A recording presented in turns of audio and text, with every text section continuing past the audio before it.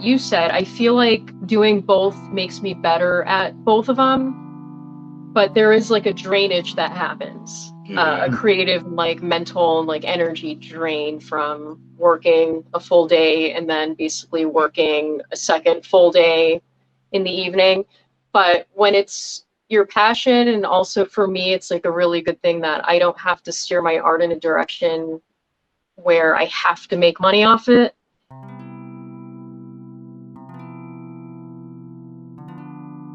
Okay, here we go. Cool. Hello to you both. I just want to introduce myself. I'm Ian, and I am the host of the Artworker Pod, where I talk to people at the intersection of art and work as a sort of point of reference for up-and-coming artists, and just to give everyone an idea what the Atlanta arts community is actually about. So today I'm joined with the Lotus Eaters Club, specifically their members Pam Peacock and Killamari Yo. So hi guys, how's it going? Hey. What's up? It's going. You said that it's earlier than you feel. It seems earlier than it is. What you guys been up to this morning? This. We've been messing with this stand and this camera for like the last hour. Set up for this conversation. Yeah, man, we're very tech savvy like that. Oh yeah. I'm also not a morning person, so this is the first thing of the day for me. Yeah, well, I'm a night owl for sure. Yeah, I'll see if I can try and jumpstart this a little bit. I'm not a morning person either, so I kind of have to like force myself to down these things.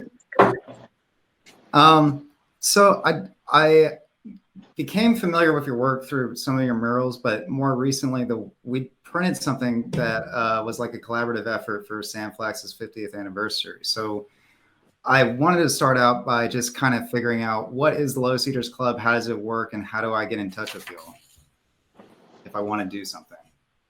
Well, you can definitely reach us on our website, which is lotuseaters.club, and then on Instagram, which is at the Lotus Eaters Club. But yeah, we're a collective of artists here in Atlanta. Some of us work in the graphic design industry, animation industry. Some of us make merch for sale, digital like content, physical painting, all kinds of stuff. Well, there's 10 people in our crew, so we bring a lot of different things to the table. But yeah, I'll let you talk. Yeah, some of us are independent artists. I have like a corporate graphic design job and then do art in my own time.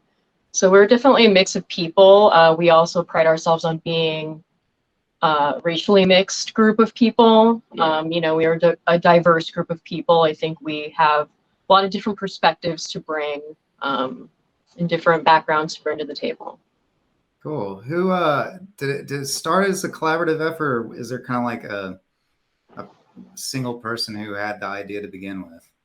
I had the idea with a buddy of mine back in the day, but it's always been collaborative. So when we started out, there was maybe like 5 to 7 of us. So there was always a big group, and most of us were working together at the same animation studio at the time. There's half of our crew still works there. It's called Floyd County Productions. But yeah, we were doing, at the time, we were really big into the Free Art Friday movement that was going on. So we were doing a lot of art drops in the city. And because we like to work both traditionally and digitally, some of the stuff that we started getting known for at the beginning was like we were doing these AR, like augmented reality art drops. So we dropped these pieces. We developed this app, and people could find our work through the city, and they would like look at the artwork with your phone, and they would animate on your screen or play music or something like that. Music, yeah. Yeah. So you guys, a lot of you have worked on Archer, the FXX Studios animated series. Is that how most of y'all met? Yeah, or most of us who were from the industry, but some of us knew each other before that, like just outside of that. From like, I went to school with Pam up in DC, so we've known each other for a really long time. But also just like from the gallery scene.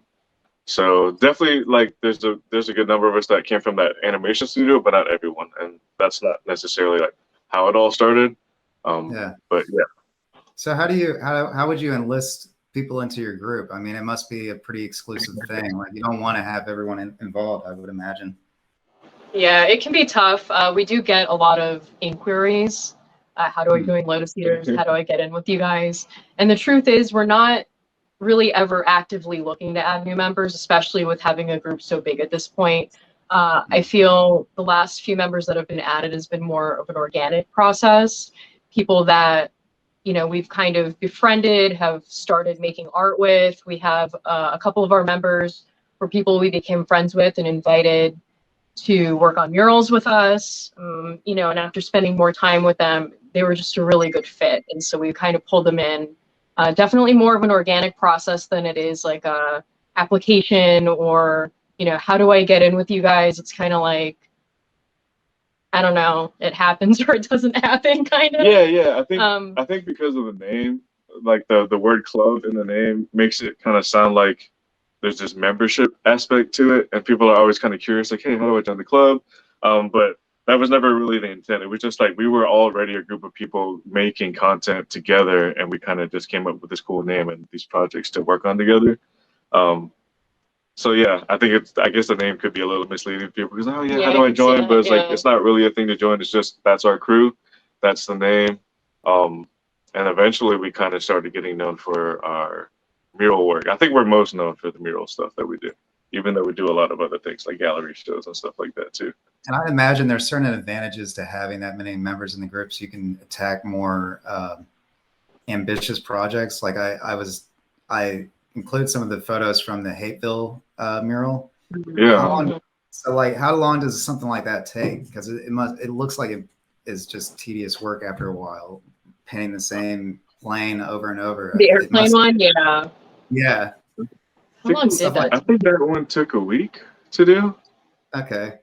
Because we did 2 walls out there, and I feel like we were out there for 2 weeks. And the first wall we did in a week, and that wall was it was like 90-ish feet long and 17 feet tall on the tallest end of it. So it was a pretty big wall, and the way we approached that is they were looking for something, I guess, kind of simple. So we kind of just went with a pattern that was easy to repeat. But even that came with like problems trying to figure out how to do like stencils that big. Yeah, there's new challenges on every project, and that's also where 10 brains, you know, being a part of it becomes a really good thing, is that we can problem solve better than if there were just a few of us. There's a lot of MacGyvering. But there's a lot of MacGyvering. There's a lot of don't do this at home kind of stuff that goes on. God, yeah. A lot of things that make me really nervous for my fellow members' health and safety. For each project, is there kind of like a project lead, someone who is kind of the point man for everyone else, or is it kind of just like ad hoc, like let's get this done, or how does that all work? It's a little bit of both. I feel like there's always someone that's kind of running point, but it's not always the same person. Because sometimes we'll get inquiries from clients that are just looking for a few different designs. So we'll have different members in the group submit, and then depending on which design gets selected, usually that person's design, that will also be the person that's kind of running point, or who made contact with the client to begin with. That's cool. And then like, how is it that people how do you field potential customers, or how do people contact you to commission your work as a group? It really depends. Sometimes it's happening, you know, more organically, where people see our work out in the world and are seeking us and kind of will figure out that they can contact us on our website, or they'll hit up our Instagram, you know, send us a message through there. A lot of it is like word of mouth. You know, there's always the cases where it's like, so-and-so needs this. Oh, I know this group of people. Let me get you guys in touch. I feel that happens pretty often. Yeah. And then sometimes it's like one of us will come across an opportunity out in the world that is way more than a one-person kind of job, which is great because then we've got the group to pull in, and, you know, whoever's available can come in on it and help out. Yeah.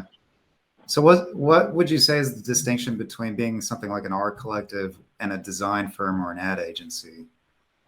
Because I imagine they're similar in how they operate. Yeah, I think if we were like a proper agency or something like that, it would normally be like contract comes in, comes through the house gets paid, then the house divvies it out to the employees, I guess. But as a collective, sometimes it's like, oh, your art fits this job, you handle this, that's your contract, and we're just helping you out. Hmm. So it's like more like a bunch of freelancers that just help each other out. Mm-hmm. And are you guys still located at the Met? Do you still have like a location here, or where are you guys operating out of? No, we left the Met, and then we were in the Abrams building, which is right down the street. But then that got bought up, and I don't know what they're doing with it now. But we left, and ever since then, we've kind of just been working on our own projects, still coming together to do stuff. But we haven't had like a studio space for a couple of years now. Yeah. Also, like when the pandemic started, the timing was all around the same time when we lost our space at Abrams Creative Space. The pandemic started, and we're all trying to quarantine, as much as possible, all of that. So we want a shared space again. We just haven't found the right space. Now that we're sort of past the worst parts of that, Yeah. we'd love to have a shared space again. We just haven't found the right place yet. You know somebody. Yeah, if you know somebody. I wish I did. There's kind of this strong visual style to Lotus Eaters Club's work. A lot of you work in character animation, and that seems to inform kind of the design aesthetic you have. Can you describe how you guys gel each other's styles into something that looks like a cohesive piece? Yeah, I think because when the crew started, it started with most of the people that were at that animation studio. So a lot of our early stuff has a lot of like line-based artwork, character-based artwork, because we come from that background where we're working with characters all the time. And then as we started to get more members, we started being able to diversify like what styles we can offer. And that's like my favorite part of having like a crew, because everybody's bringing something different. And so depending on a potential client's needs, we should be able to offer something. But yeah, the early look is because most of us started from that animation studio. And does that work? How has your styles changed over time? Do you try to keep it consistent, or do you kind of let your artistic path evolve naturally in the public work? I think it really depends on the project. Like Rod said, a lot of our members have different styles. A lot of the folks who started off, coming together through Floyd County do have that animation background, but about half of the crew now doesn't have that animation background. So I think the group itself, with its members changing, the style overall has sort of evolved, and it's like kind of project by project. There are certain projects that a completely different style that a different member has that's maybe more geometric based is going to be the right fit, So I think that the style of the group has become more diverse in our capabilities, and so it's just opened us up to being able to do different types of projects that are not necessarily character based or in that same kind of world. Yeah, and I'd love to do more of that too, just to continue to diversify and show that we have like a lot of different styles we could work in. Do you guys, like the Hateful one is pretty different from a lot of the other ones that we've done because there's no characters in it. Right. Yeah. The Hateful one was more of like a graphic design type of project. I think the approach, because that's sort of what they were asking for. Yeah. How do you pitch projects? Like, do they come in and they're like, we like this, can you do something like this? Or is it something where you're proposing an idea, or is it both? It's both. It just depends on the person who's asking. Sometimes they have an idea in mind or references in mind, and they'll share that with us, and they'll be like, yeah, we're looking for a similar feel, but obviously with your take on it. And then sometimes they have no idea, and they're just looking for submissions. So then we'll have different members in the group kind of steer them in a direction that we'd like to go in, and usually that works out. But yeah, it just really depends on who's reaching out to us. It could be. Tell me I'd like to hear a little bit more about how you steer clients into a certain direction design-wise, especially if they don't know, because in the print industry, it's very hard to convince people to stay committed to the artwork itself. There's very little, you're dealing with time, turnaround, and stuff like that. I wouldn't necessarily say that like you can try to steer someone and it's gonna take or it's not. So like sometimes when I'm trying to steer someone with one of my designs, it's usually just because I'm in the mood to draw a particular thing. Like I'm really into like bears right now. I feel like drawing a bear in this piece, and I'd be like, oh yeah, but he's selling your product. He's wearing the T-shirt or whatever. You know, you try to like fit it in where it's still telling the story that they asked you to tell. Yeah. But sometimes they're like, nah. I think also to go back to your question about the difference between like an ad or design agency and what we're doing, you know, since a lot of us do have full-time jobs outside of this, I think that we're a little bit more selective about the projects that we're taking on just because we don't have time to do everything we might want to. And so we're in a really fortunate position where a lot of the time when people are approaching us about doing work for them, it's because they already like what we do. You know, so I think that makes it a little bit easier. I'm a full-time graphic designer, and it's like, it's just a whole different game. You know, when someone's approaching you because they like specifically what you do, the styles that they've seen out in the world already, it can be a lot easier to kind of take them down that path, even if you're going to make some adjustments to kind of meet their brief or whatever they're looking for. It's like you're kind of starting at this point already where, you know, they kind of know what they're getting themselves into, I think, in most cases at least, which helps with that process of getting them to be cool with what we're, you know, sort of, what's the word I'm looking for? Bring it to the table. Yeah. What we're proposing to them is often already going to be sort of in the realm of what they were thinking. Right. What projects do you have going on right now? Anything mural-wise? Me personally, I have a couple, mostly like gallery things that are happening, but I'm supposed to be doing another wall I did a wall for Meta last year with some local artists, and I'm going to be doing another one for them this year. A Facebook Meta or a different one? Yeah. Okay. Yeah. Okay. Cool. Facebook Meta. And then I'm looking to be doing a mural at a Vietnamese restaurant that's going to be opening up in Athens in the next couple of months. So those are the two that I have on my plate, like that are the soonest happening. Yeah, as far as the group, we've got a big group gallery show happening later this year. So that's going to open the first Saturday in August. And so I think that as far as the group, that's kind of the big focus moving into the new year. We are looking for more mural opportunities in the coming months. But yeah, that's definitely the focus right now moving forward, I think. I think it's going to be fun too, because it's been a while because of everything that's been happening where we had the opportunity to do like a big project together. Yeah. So we're really stoked, and I feel like summertime for that to happen is going to be a really awesome time to do it. So we'll start promoting that soon as we work on our stuff. Mm-hmm. Yeah. I want to ask you. You spoke a little bit about bears inspiring you. What is inspiring you right now that you haven't been working on, that you've been working on during the whole break and then COVID and everything? What is the thing that you want to bring to the game that wasn't there before? It might be. Yeah.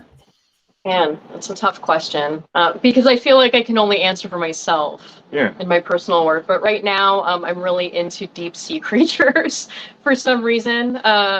So a bunch of us, well, a handful of us from our group participated in the Decatur, what is it called? The Decatur Box Project, where we're painting those like electrical boxes. You see them all over Atlanta, but Decatur had a program running, this like public art program. And I want to say like 4 or 5 of us. Yeah, it was you, Chris and Courtney, and Do It, like, Ryan. Noah. Yeah. Did Helen do one? No. Casey did one. So yeah, maybe like 5 or 6 of us did that. But my contribution was a whale shark, and you know, the Decatur Sign Project. I did sort of a companion piece that's a seahorse, and I do a lot of like robotic animals and stuff like that, which for me is kind of exploration of the cross between like nature and technology, and how technology is changing the way that we interact with the world, the way that we communicate. Which I'm going to be moving forward with that concept a little bit more. But yeah, it's interesting. That reminds me a little bit of the episode of BoJack Horseman where he goes to the SeaWorld or whatever, and he doesn't know how to speak the dialect or whatever of the but yeah, no, I totally get that. And then Killamari, what's up with bears for you? I was like always a kid watching Discovery Channel and like nature shows. I'm just really into animals, and usually what happens is I'll watch a show like that. I'm like, okay, these animals are super dope. And then like I'll draw a sketch or a piece, and then that turns into me going down like a Pinterest or YouTube rabbit hole where I'm just like learning about this animal for whatever reason. Yeah. And bears has been like a consistent one for me. Like I think bears, I think turtles. My daughter's super into dung beetles right now, so I've been like learning a lot about beetles. Should keep It was following them. axolotls for a while. For Axolotls for him, a yeah, while. he was really into axolotls for a little while, and Yeah. beetles, yeah, generally beetles. I just think they're more fun to draw than people, even though I draw them in an anthropomorphic way where they're kind of personified. But yeah, I don't know. It's just because they're fun, and it's usually because whatever I'm watching on TV. Because of all your backgrounds, collective backgrounds in animation, or at least some of the original members, have you guys ever thought about collaborating on something like a show or a game together, separate from art, separate from anything else? We've talked about doing games because we haven't worked on a game before. Animation wise, like I think because some of us who work in that industry do it all day, it's like the last thing we want to try to do again. Also because it's a lot of work. It's a lot of work. And we love it, you know, we watch it and some of us work on it as our day jobs. But as far as like doing something in that vein, I feel like a game would be fun because we haven't tried that. Are there any ideas on the table for that, or is it just kind of one of those passing, like, hey, it'd be cool if we did this type things? Yeah, we got some ideas, but I don't want to talk about them yet because I'd love to like actually make it happen and have it be more of a surprise when it comes out. Yeah, there's a lot of ideas. There's definitely not a lack of ideas and conversations about projects. It's just finding the time and deciding which ones to focus on, which is kind of the challenge. Yeah. The one thing I can say about if we do a game is I know at least me and Alvarez have talked about like having the setting be in Atlanta. Just so we can do some homages to some spots like that. The Atlanta art scene that's different to you than like say Chicago or Los Angeles or New York or anything like that? Because I find it interesting. I'm an Atlanta native, and so my experience of other places in the United States is kind of low. So I just like to hear it from y'all, basically. Yeah, I'd say my perspective, the biggest thing for me, I mean, of course, there's going to be a million differences, but the Atlanta art scene and community is really that. It's a community. I find that there's a level of support for fellow artists that you don't necessarily find in other places in quite the same way. You know, and of course, there's probably sections of the art community here that are way more competitive and whatever, but I feel like, you know, the people I fell in with in the bigger group, not just the Lotus Eaters, but the bigger art community, and think about like the Free Art Friday and all of that, there's just this wanting to like give back to the community and wanting to connect with the community and wanting to connect with each other and to support each other that you don't see in the same way in other places. And I think it, you know, there's this sense of everyone wanting each other to like flourish and grow. And I think it's a really beautiful thing that we have here. Yeah, I agree. I moved down here in like 2007 from Northern Virginia and went to school with Pam up in DC. And like at the time, it's really different now, but at the time, I felt like anything that was like art related was either super corporate because we're so close to the capital, or it was very like fine art. And you know, I like fine art, but it's not the kind of art that I do. So I was looking for something different. And also I knew I was gonna try to continue school at the time. So I moved down here to go to school, but then fell into the art scene here and I loved it. And I think some of my earliest like outings in the art scene was like doing shows at the Highlander and at Do Gallery. Yeah. Rip the Highlander. Rip the Highlander. Ah, so good. And there used to be a lot of Cartoon Network guys that hang out over there too. The Drinking Doodles, like that was just a dope spot for like if you were a creative in Atlanta. But yeah, everyone was always welcoming, at least for me. I feel the same as Pam. There's not a lot of gatekeeping, not a lot of, I wouldn't say not competition, but even if you're competing with someone, usually like if you got a question about something, they're gonna share their knowledge with you. Who were some of the people that inspired you in the Atlanta art scene when you first moved here? Oh man, I honestly, it was a lot of like my fellow classmates and like people I went to work with. Like one of our members, Oofster, he's super low key, but man, his art is so dope. I really like his Oofster, OOFSTER. Check him out. I'm gonna write that down right now.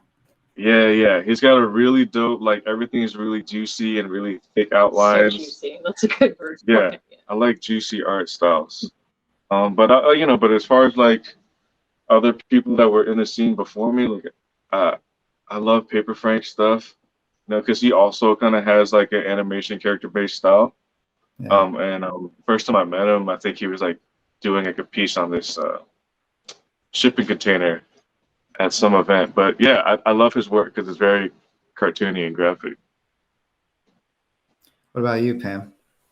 I'd say like for me, I had a different experience. I mean, Rod moved down here, and he was a big part of why I moved down here from Southern California.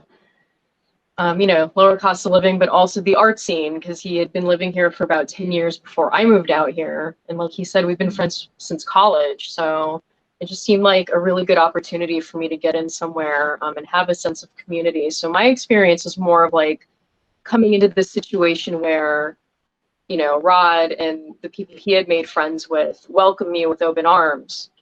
So there's a lot of inspiration there of just being like, oh wow, it's just this very welcoming, like kind of family, homey kind of feeling. Yeah. But I'd say a lot of the Atlanta street art was super inspiring for me when I first moved here. This city is muraled up in a way that not every major city is. There's a lot of graffiti and street art and stuff, but there's a mural culture here. And I think it's grown a lot in other parts of the countries, but there's a mural culture here that you definitely don't see everywhere.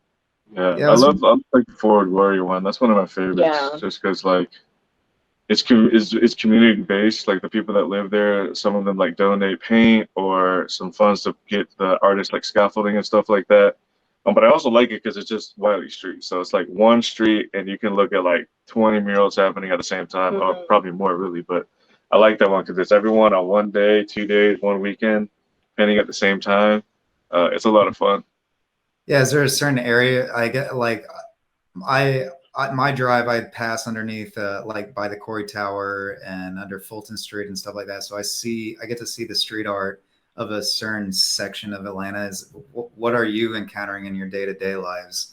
What is speaking to you from what you see? Because what I find so interesting about Atlanta is it has the city, it has the street art, has the murals, and then it also has the landscaping that kind of blends into this cohesive aesthetic in a way.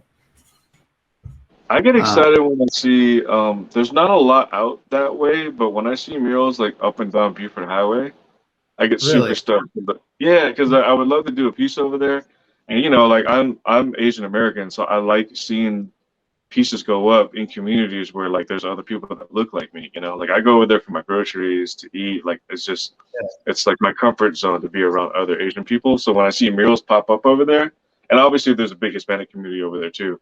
Yeah. But yeah, when I see walls go up, I get stoked, and I feel like there's going to be more coming because I think they just recently lifted some type of ban on murals. Because it used to be really hard to get walls up there, but now they're starting to happen. So I'm looking forward to that. So that's why. Okay, I was always wondering why there weren't as many over there with so many good opportunities wall-wise. There was some type That of makes ban sense. over there. I'd love to see that grow more. Yeah. Yeah, and also the types of murals that go up over there speak to the sort of like immigrant experience, and the second generation experience of being in this country, which I think so many people can relate to but don't see represented that much. So that's really exciting for, I think, especially people like us. Yeah, over there in like Clarkston too. There's a couple murals over there. Not too many, but it's same thing. When I see them, like it's cool because I hope more is coming. What should I be eating off of Buford Highway just while we're on the subject? Oh my, loaded question, brother. All right, hold up. Had to. I gotta think. I mean, definitely go to Plaza Fiesta and just walk up in there. Have you been there? I haven't been inside. My You places gotta are go like, inside. Yeah. Because when you look at it from the outside, it just looks like there's a Burlington Coat factory or whatever it is. But like you gotta go in. It's like a flea market setup, and there's like pupusas, and tacos, tamales, churros. You can buy snakeskin boots if you're into that. Like there's everything in there. You can get some pretty rad belt buckles if you want to belt buckle shop while you eat your tacos. Yeah. Get a haircut, get some ice cream, get a tattoo. Like there's everything in there. Yeah, it's really awesome. Actually, you should check it out. I haven't been there in a while, but. And also not too far from that, across the street, Namfang, the music joint. Hmm. If you like pho, Yeah, that's a dope spot. So I'm starting to get used to pho. It's like it's been an acquired taste for me, but I'm starting to get into it. yeah, some people have that thing where cilantro tastes like soap to them or whatever. That's what it Oh is. Yeah, But, it's totally that. yeah. Oh, that's sad. I'm so sorry for you. It's okay. It's a problem that me and both my girlfriends share. So we're like trying to figure out each other's diets right now, and it's been interesting Yeah. trying to Well, place.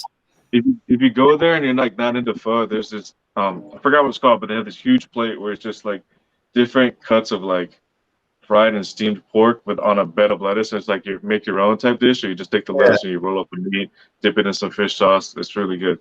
Oh, this is making me hungry. Yeah. Well, yeah, we're getting close to lunchtime, anyways. Do you guys take work outside of Atlanta or outside of Georgia itself, or do you try to stay local? Yeah, I mean, we'll go wherever. We like outside of Atlanta, we've done walls in Charlotte, Chicago, um, Chattanooga, and Miami. Yeah. Two of our members, Courtney Hicks and Chris Alvarez, they just did a wall down there in Miami during Basel. So yeah, I mean, we'll go wherever.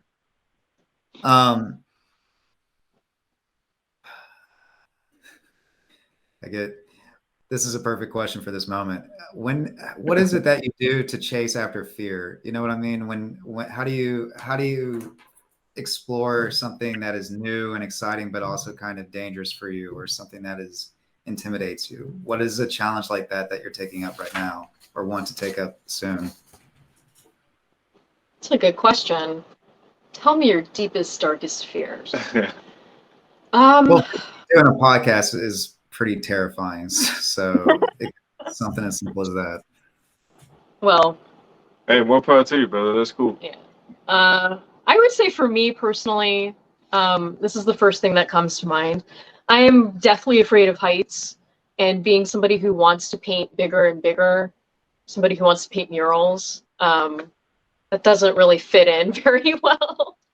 So, the last few years I have been challenging my fear of heights, getting up on a ladder, getting up higher I forget that for painting. Yeah, it's totally a thing for me. Yeah. Sometimes I have to, wuss out and ask somebody to paint the very tippy top of something for me if the wall is especially high. But for me, it's like that challenge of, like you said, the intersection of fear where it meets with ambition, or, something that you want to bring to fruition and you have to get over that hurdle in order to do so.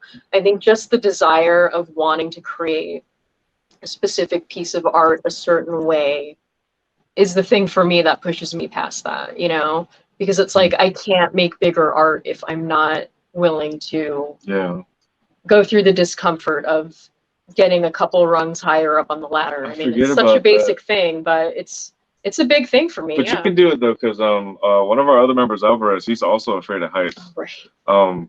But he just does it, and he'll go up and lift the. He'll freak out when he's up there. Just do it, yeah. But he still does it. Yeah. And I think that's kind of my philosophy on most things. Like, you're afraid, but you have to acknowledging that you're afraid, but acknowledging that your desire to do whatever the thing is greater than that fear. Yeah, and as long as you're playing it safe, you wear the harness, and if you fuck up, you'll at least be dangling. You won't fall all the way down, right? That's It's a good way to put it, though. That's how I You'll think be about dangling. You won't be dead. I won't be dead. I know this thing is gonna hold me. I think you gotta look at the weight thing, but I'm terrified of heights. It's so irrational that it doesn't matter if I'm strapped in. I could literally be like on a plane. It wouldn't work. Like I didn't. It's scary. Okay. I couldn't get up the Eiffel Tower, so that just puts it in perspective. Okay. But what's something for you that kind of scares you that you're trying to conquer right now? For me, it's I've had people poke me a lot lately. It's like, hey, when are you gonna do some merch? So I want to try that, because it always seems like too much work to handle merch and go vending and go to events, and it's a lot. Yeah. And I know a lot of my fellow artists do vending and sell a lot of merch, and I envy that. But man, it just seems exhausting. And I've dabbled, and it was exhausting. And I keep putting it off, but I really want to get into it.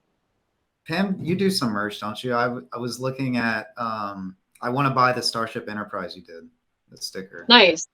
Yeah, thanks. Yeah, I do. It's something I started a few years ago. I mean, like 10, 12 years ago, I quit my corporate design job. Like, I'm going to be a full-time artist, whatever.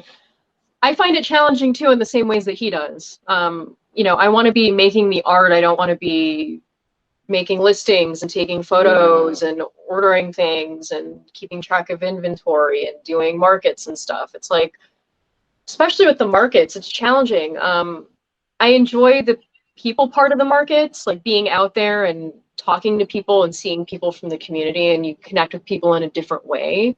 But the work involved is so intensive, especially having a full-time job. That's where the real challenge comes in. But I started making prints and stickers and stuff. And once you get it set up, that's the thing. Like once you get it set up, it becomes sort of a, not passive kind of situation, but a little bit, once you get stuff up there and people can go. Yeah, I mean, I imagine it becomes a well-oiled machine at one point. I wouldn't say that. Oh, okay. See? What kind of merch do you want to get into, Killa? I mean, I know everybody says it, but I love t-shirts, man, because it's the most graphic piece of apparel you can have, right? Yeah. And honestly, I'm gonna hit you guys up because I want to do some shirts. Yeah, nice. Yeah, but I want to do apparel. I want to do posters, like things that are like. I just love the whole process of screen print. So like posters would be dope. Hoodies and t-shirts would be dope. But I also want to start getting into like, not sculpting, but just these like wood carved and 3D type pieces that I can paint. Yeah. I want to try to make like a bench, but have it look like some kind of animal and then paint it really cool, like just weird shit like that. But yeah, man, t-shirts. Yeah. I love Have you worked with screen printing before? Have you done it personally? Yeah. I used to have a Udo and do that stuff at home. Did you ever use one of those? What is a Udo? It was called. It was like this self-contained piece of kit where it had the light so you can expose the screen, and then and it would dry it off after you cleaned it, and then it had the screen rack on it so I can like actually press it. Is this like the thing that you buy at Hobby Lobby or something? It's like on they used to sell it over. I don't think they still make them, but yeah, you could buy them at Michael's and Hobby Lobby. But it was dope because there's one piece and you could just have one table and like you'd have enough room other than like a rack to dry your stuff.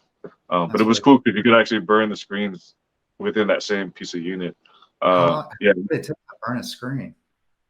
8 minutes. 8? Okay, that's not terrible. That's not bad. Yeah. It was an 8-minute burn. Yeah, I don't know. It was cool. Pam, have you tried screen printing ever? I have. It's been a long time. I was in a program in high school, whatever the graphic arts program was, and then I ended up screen printing like all of the sports t-shirts for the teams. I ended up just being like a little worker for the guy, the guy who ran that program and like did all that stuff. Screen printing is fun.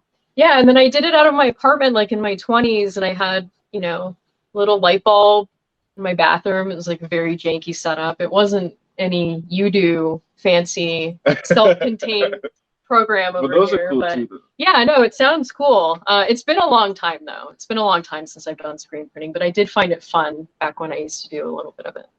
Do you find that like doing design work all day, like both of you, let me get this right, both of you have day jobs, or Pam, you have a day job, or you're both artists? Or I used to. I quit my day job 2 summers ago. So all of last year was all freelance for me. And even though it's been a whole year, like it's still like I'm still feeling it out. Because freelance, I love it because I like the variety that brings it or comes with it. But it's also like sometimes it's consistent, sometimes it's not. That's just the nature of the game. Yeah. Yeah, I do have a day job. And do you find yourself having to figure out a way to disconnect from the different things you do during the day? Like I find it hard to be creative 100% of the time versus doing something kind of a menial or even like a rote task like screen printing an order or a large order or something. They complement each other, but I feel like if I didn't have both, each would suffer. Do you know what I mean?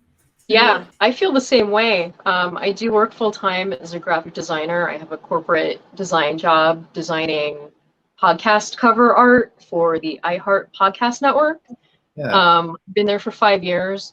I find that the work I do for my day job is so different than the work I do for myself. Mm. But kind of what you said, I feel like doing both makes me better at both of them. But there is like a drainage that happens, a creative, like mental, like energy drain from working a full day and then basically working a second full day in the evening. But when it's your passion, and also for me, it's like a really good thing that I don't have to steer my art in a direction where I have to make money off it. It's like great that people want to buy my stuff. I'm really fortunate in that way, but I can make what I want the way that I want without having to really think about that aspect. And so Yeah. for me, that's the trade-off. You know, I have the day job and it can be really draining, but at the end of the day, when I'm approaching my art, I'm approaching it exactly the way that I want to because my finances are covered, you know. Right. But I'd eventually like to make the leap as well. I'm just not quite there yet. I'm cool with the idea of kind of going back and forth on that too. Like, I'm not opposed to the idea of going back to a studio job, but I'm enjoying my break from it right now. Yeah. Because I'm never gonna like stop liking animation and cartoons. You know, like I'd love to go back to it at some point, but for now, I'm enjoying just painting for the most part. I do freelance illustration also, but I feel like most of my work, at least right now, is mural stuff Yeah. and galleries, and I'm enjoying that a lot. But when I was working at the animation studio, I would enjoy the separation because I just come home super hungry to do what I wasn't doing all day, even though it was art related. And sometimes you're too exhausted, but at least you're like that passion stays there because you're just hungry to kind of do what you want to do when you get home. Yeah. Yeah, I think it's good to exercise your brain in that way too. Yeah. You know, even though it can be tiring, like personally, it's like I get to exercise that creative part of my brain like all the time. And it's not to say I don't ever need breaks. Of course I do, but I do think that it makes me a better artist being in that mode a lot of the time. You know, even though it's totally different type of work, it's like you're engaging those same muscles almost. Yeah. Do you guys have any rituals to kind of reset your brain when you get a little burned out? Do nothing. Yeah. Yeah. Like just completely unplugged. I go hiking a lot. That helps me. Being out in nature helps me a lot, actually. Yeah.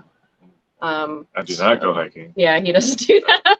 I don't. But I try to do that most weekends. That helps. And yeah, just unplugging. I mean, it's hard to do, especially just with the way that everything is these days, always connected.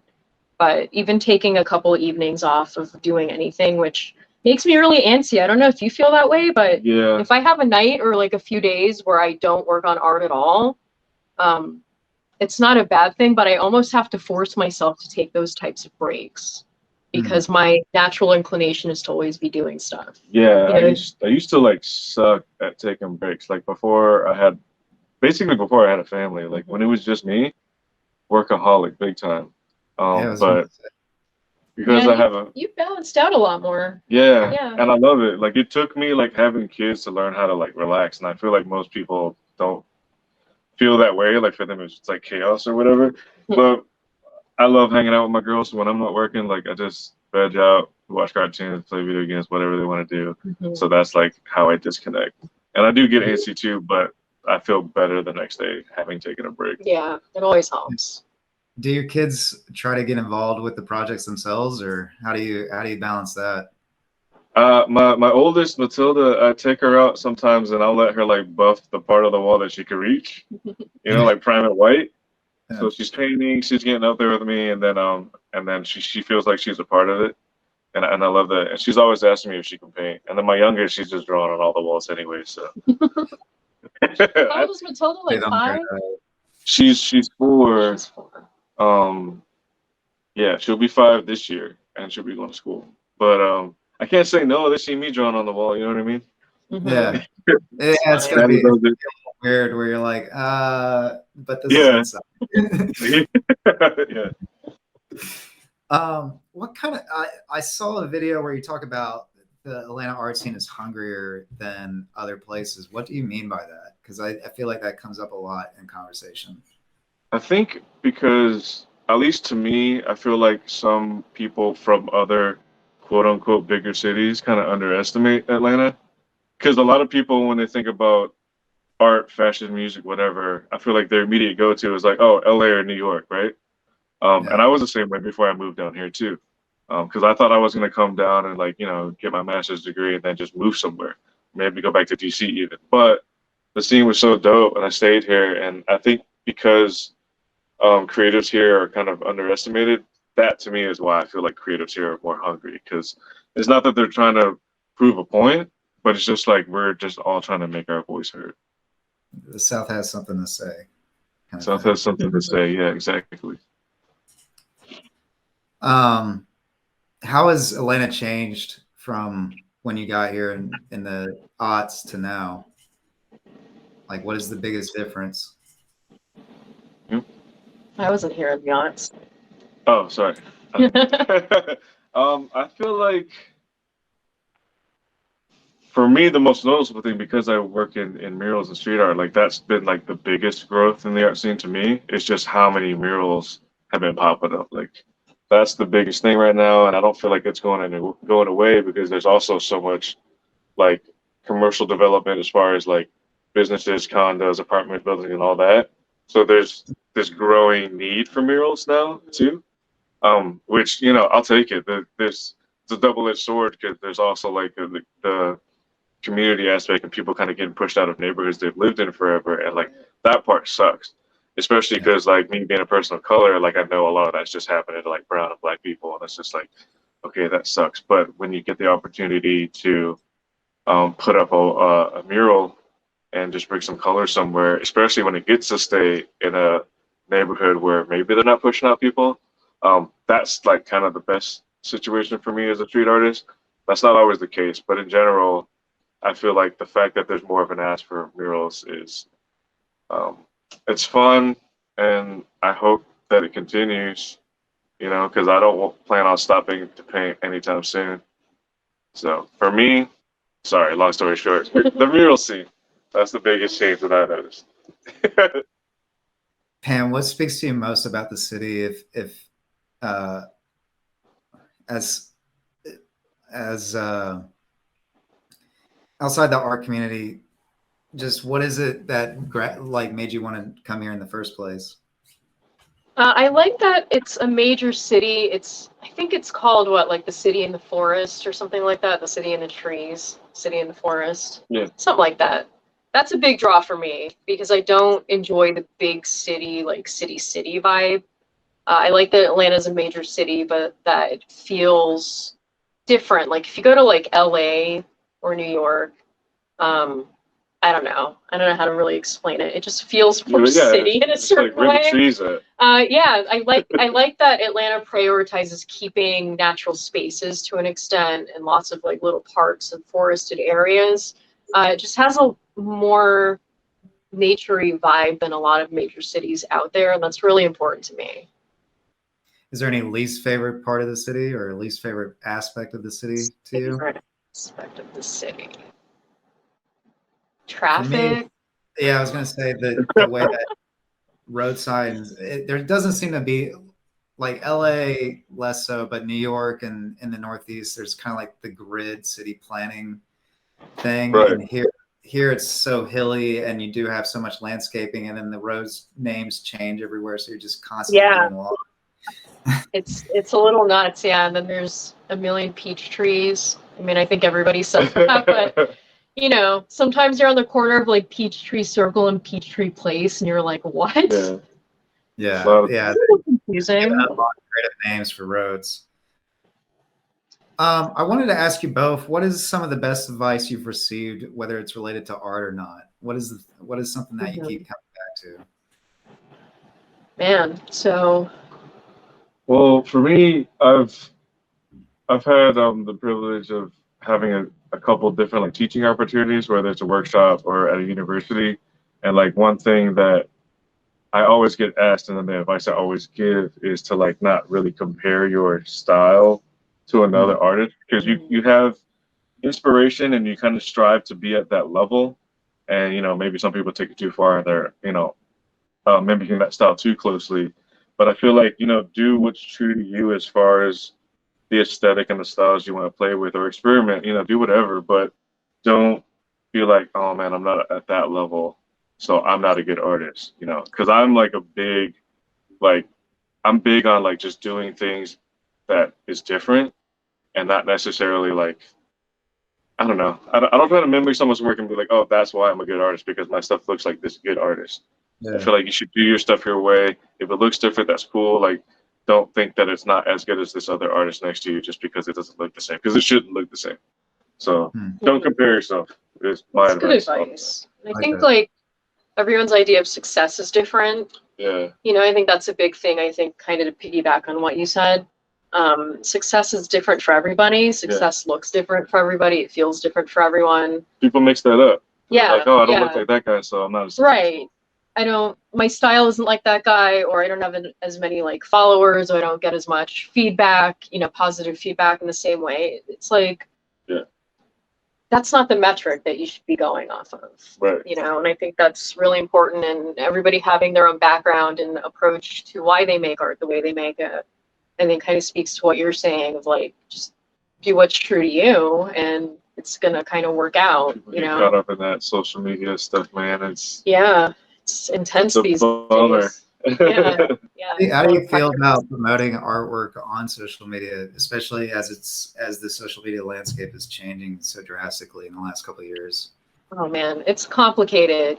I will say like the positives, it's a great way to connect with people.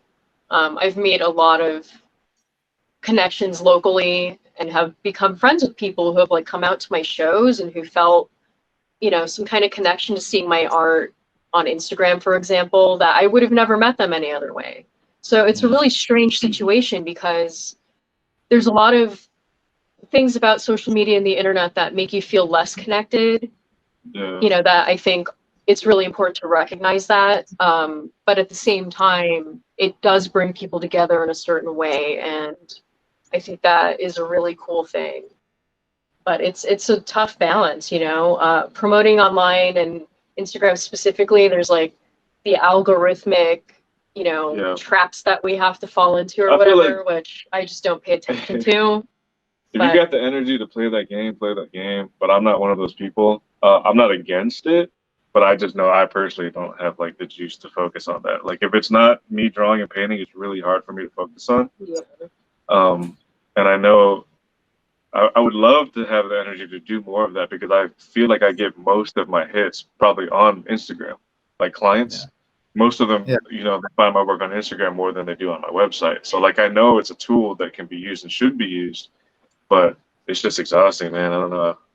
It's tough, and just being constantly like marketed to, you know, I think does turn people off. Even if you're just sharing your work or whatever, it's like we're constantly bombarded with all of this and the expectation of like keeping up and posting every day and whatever, which like Rod said, if that's your thing, that's cool. But I think it goes along with like being true to yourself as far as how you're making your art, but also as far as how you're sharing your art. Like if you're just pumping out work to have something to share every day, I don't know that you're necessarily growing your art in a direction that is meaningful to you. And if that's what people are cool with, that's totally fine, but that's not the approach that I'm trying to take. So it gets a little bit complicated. It's tough because everybody's position on it is a little different too, especially like, oh, I got to do this because I got to pay the bills, you know, like I'm not going to knock anybody for that. That's a good point. So everyone's space and situation is different. And me also, like, since I switched to freelance for the first time in a long time last year, and I'm moving into my second year of being a full-time freelancer, like I might have to start stepping up that game because I need to promote my stuff more since I wouldn't say I have a lot of more free time, but I have some more free time than I used to because I'm not at my day job anymore. So maybe I'll start playing with that more. But at the same time, like I'm dreading the thought of it already. So it's curious to me because some people really gravitate towards it as its own medium of expression, but I agree with both of you that it's complicated and it's one of those things that it's like the second you start building expectations in either your own mind or your client's minds, it loses that sort of appeal. So it's interesting to get your opinions, and I'll try not to get you in trouble with Meta on this. It's whatever, man. Like they're looking for a painting, and that's the cool thing with like us doing murals is like that's very much an in-person thing. You got to go see that. Right. And then you see that and you go talk about it, you tell someone else to go check it out. So like, yeah, we're promoting on social media, but the cool thing about, since we're doing public art, we're also promoting ourselves by just literally putting our work out there. Yeah. How did Meta contact you through Instagram? Yeah, I think so. It was either that, I'm sure that's where they saw my work first. Yeah. Yeah. Because it was either a DM or an email, but yeah, they found me on there and got the ball rolling. So yeah, that's the thing. Like, I definitely use it to find work. Cool. It's just exhausting, man. Yeah. Because I'm getting old. We all are. Yeah. I'm gonna leave it on one last question. I wanted to ask you both if you have any. We asked about advice that you've taken, but do you have any rules or guidance, or just like what would be the thing that you'd want to impart on someone, your younger version of yourself, or someone who's trying to get into the game? What would you tell them? For me, it's easy. It's just don't be annoying, man. Like, be a good person, because a lot of times, like, I would say that people have given me opportunities and I've helped other people get opportunities, and it's because, I mean, I like to think I'm a person that gets along with people pretty easily. So, you can easily burn bridges if you're not being someone that people wants to work with, even if you're not working on a collaborative thing. But you're going to go to a gallery show, or you're going to go to some event where the artists are vending, and you're going to meet people and talk to people. And if they don't like you, they're not going to help you get into that event or get into that gallery or whatever. Yeah. So just be a decent person. Be excellent to each other. That's my favorite. Bill and Ted. Thank you. Yeah. Get that tattooed on your face. Where did that come from? Yeah, I've heard that before. Who said that? Bill and Ted's Excellent Adventure. Oh my God. Okay. Yeah, but it's like the nicest thing and the true thing that you can say and do for someone. Kind of like the golden rule. Don't be a dickhead, and hopefully you'll get back what you give. And I think my biggest piece of advice for anybody trying to get into it, or to my younger self, is just make a lot of art. You're never going to be able to figure out, people get really stuck on like, I don't know what my style is. I'm trying to find my style. And it's like, the only way you're going to find that is just by making a lot of art. And it doesn't have to be good art, and you don't have to be precious about it, but you got to practice your skills, Yeah. You got to kind of just dive into it and stay in it. And I think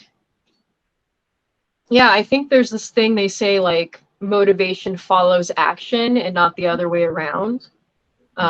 So, if you want to feel motivated to make more art when you're not feeling motivated, you have to force yourself to make art, and then you're going to find that inspiration, you're going to find that motivation, and it's going to keep you going.